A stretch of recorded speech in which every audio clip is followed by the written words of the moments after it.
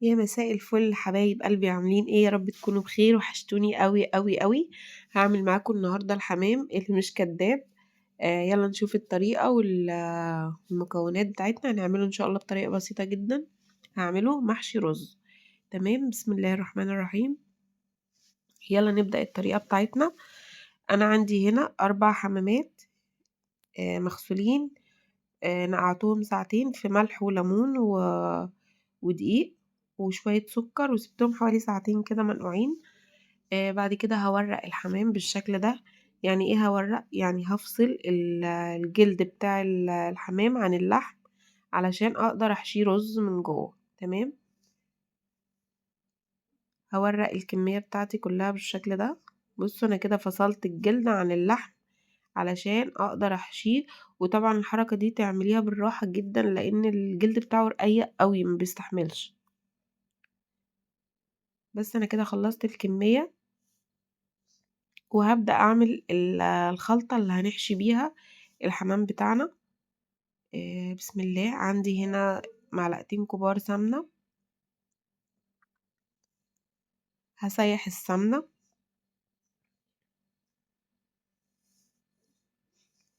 بالشكل ده.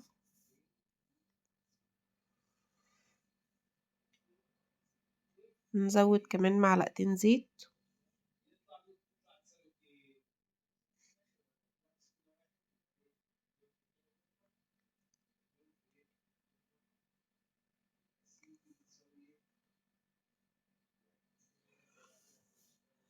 وننزل بقى بالبصلة، بصلاية كبيرة محترمة كده.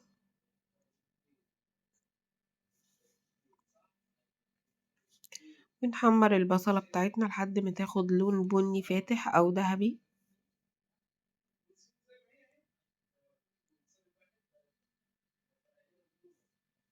وهحط بقى الكبد بتاعت الحمام تتحمر مع البصلة. وطبعا انا غاسلة حوالي ربع كيلو رز او ربع وزيادة شوية، لان انا كده كده محتاجة اعمل مع الاكلة ديت رز اللي هو بيبقى بالخلطة ده، بيبقى تحفة مع الحمام.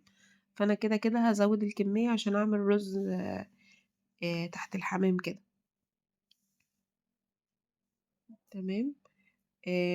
غسلت الرز وحطيته. هحمر الرز بس كده، ايه، ياخد تشميعة كده ويتغلف مع البصلة. وبعد كده ننزل بالتوابل بتاعتنا.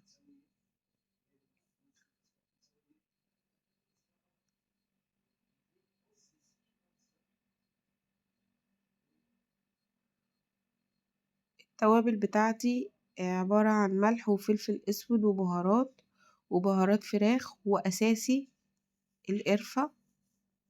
لازم تحطي رشة قرفة لان القرفة هي اللي هتديله طعم. ولازم يتشوح التشويحة دي علشان يبقى مفلفل كده جوه الحمام، ما يبقاش مهري. زي الفل كده. هزود عليه كوباية مية تكون بتغلي. وخلي بالك بقى ان ايه، احنا مش محتاجينه يستوي، احنا عايزينه ياخد بس يعني ايه، نص سوا. علشان خاطر لو حطيتيه وهو ني مش هيستوي جوه الحمام. حطيت المية المغلية، كوباية مية مغلية. مش عايزاه يغطي الرز قوي، هغطيه واسيبه 10 دقايق لحد ما يتشرب حبة المية دول. كده اتشرب، شايفين شكله بقى عامل ازاي؟ كده بقى نص سوا. هاخد حبة في طبق احطهم بس على جنب كده يبردوا. لازم الرز بتاعنا اللي هنحشي بيه يكون بارد. لو حطيتيه وهو سخن هتلاقي الحمام جلده ساح منك، وهتلاقيه مش هينفع يتحشي. هاخد كده كام معلقة من الرز كده واحطهم يبردوا. خليهم على جنب لحد ما يبردوا، والباقي ده هكمل تسويته وهحطه تحت الحمام كده.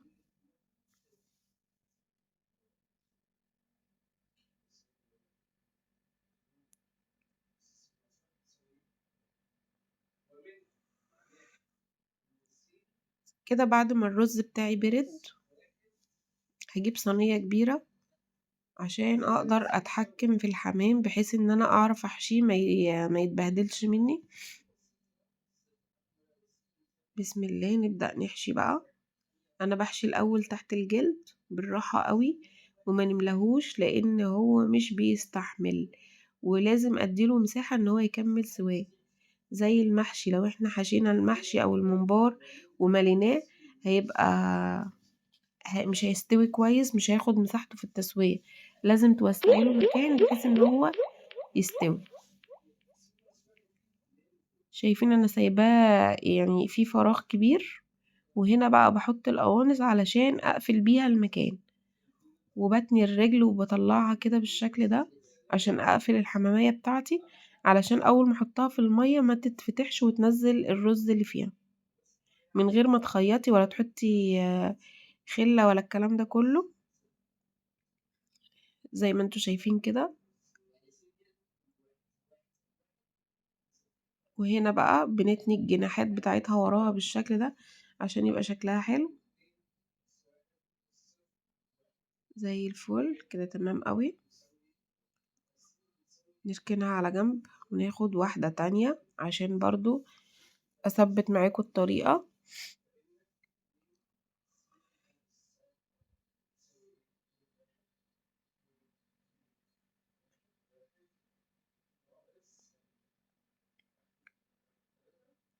خليها مهوية على قد ما تقدري، ونحشي تحت الجلد الاول وبعد كده بنحشي جوه الحمامة نفسها، وما نكبسهاش عشان تستوي معانا من جوه كويس ويبقى مفلفل.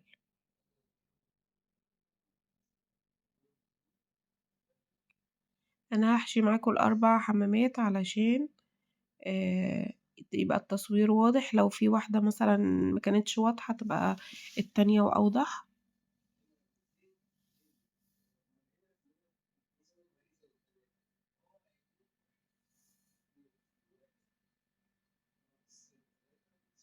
نطلع الرجل بتاعتها من هنا كده،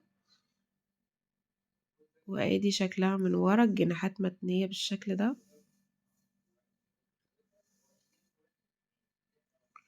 ونكمل باقي الكمية بتاعتنا. هنا الرز بتاعي خلص فزودت معلقتين كمان.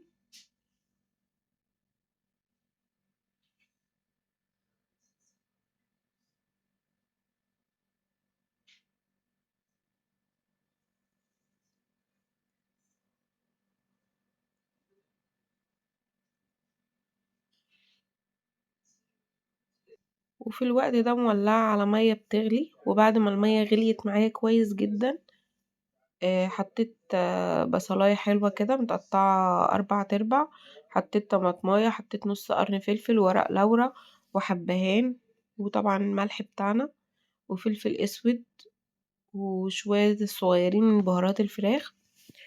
اول ما المية تبدأ تغلي وتقلب، وهنا كنت بحط كمان مكعب مرقة. احط الحمام بتاعي كده. شايفين اهم حاجة ان المية تكون بتغلي كويس علشان الحمام ما يفرقعش معاكي.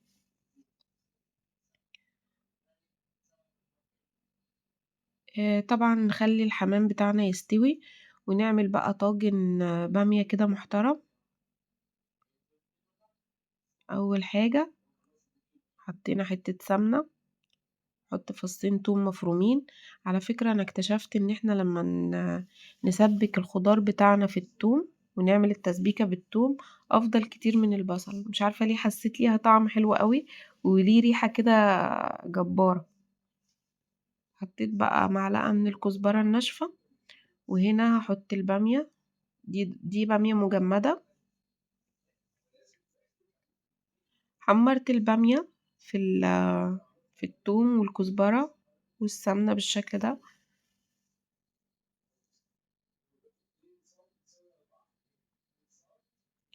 ونزلت بالطماطم بتاعتي.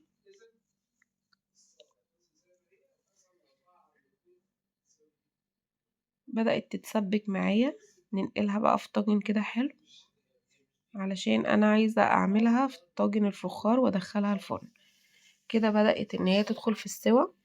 ادخله بقى الفرن. كده الحمام بتاعي استوى. نبدأ نحمر الحمام بتاعنا. دول معلقتين لبن، عليهم رشة فلفل ورشة ملح. لما تحطي على الحمام لبن كده بيديله لون حلو قوي زي بتاع المطاعم.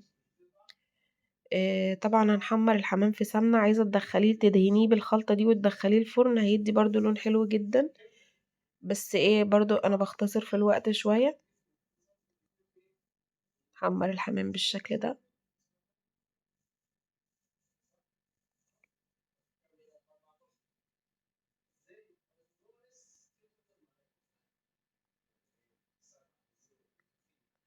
اخد معايا لون حلو.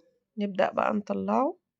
طلعي على ورق مناديل، على بقدونس، على جرجير، على اي حاجة، المهم اي حاجة تشرب الزيت، المادة الدهنية بتاعته.